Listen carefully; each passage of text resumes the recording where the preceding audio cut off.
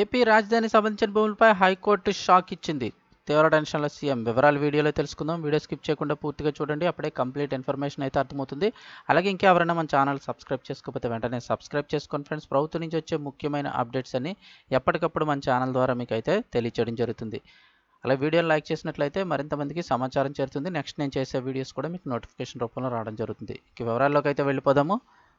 రాజధాని భూములకు సంబంధించి హైకోర్టు కీలక తీర్పు అయితే ఇచ్చింది. హైకోర్టు కీలక ఉత్తర్వులు. ల్యాండ్ పూలింగ్ స్కీమ్లో భాగంగా రాజధాని అమరావతి రైతులకు కేటాయించిన ఫ్లాట్లను రద్దు చేసి మరో చోట ఇవ్వడాన్ని హైకోర్టు తప్పుపట్టింది. సిఆర్డీఏ తీసుకున్న ఈ చర్య చట్ట నిబంధనలకు వ్యతిరేకంగా ఉందని ఆక్షేపించింది. ఫ్లాట్ల కేటాయింపుపై చట్టం నిర్దేశించిన విధానాన్ని రాష్ట్ర ప్రభుత్వం సిఆర్డీఏ ఉల్లంఘించాయని తెలిపింది.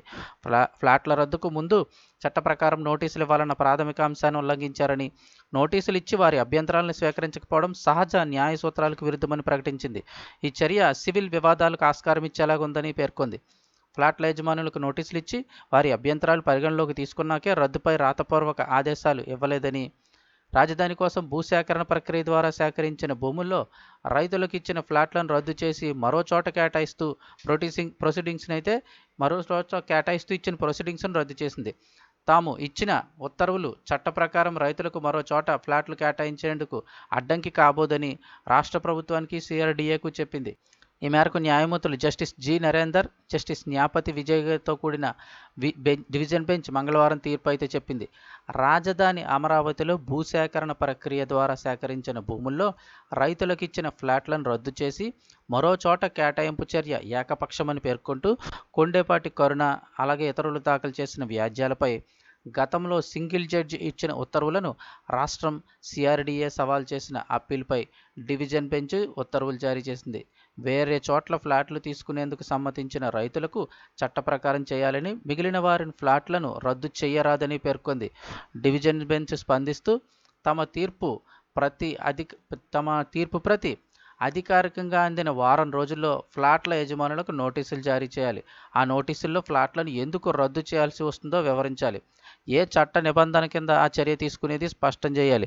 ఫ్లాట్ల యజమానుల నుంచి అభ్యంతరాల స్వీకరణకు 3 వారాల గడువు ఉండాలి.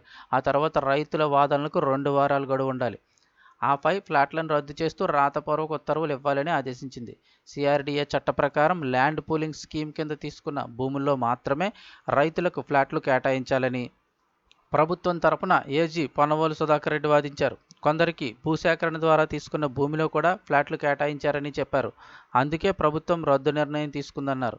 పిటిషన్ల తరపు న్యాయవాది సీనియర్ న్యాయవాది బి ఆదినారాయణరావు, న్యాయవాదులు సాయి సంజీవ్ సోర్నేని, మిగిలిన వారందరూ కూడా వాదిస్తూ సిఆర్డీఏ చర్య ఏకపక్షమని, చట్ట వ్యతిరేకమని చెప్పారు. ఫ్లాట్ల యజమానులు వాదనలు వినేందుకు ఆస్కారం లేకుండా ఏకపక్షంగా రద్దు చేయడం చట్టవిరుద్ధమన్నారు.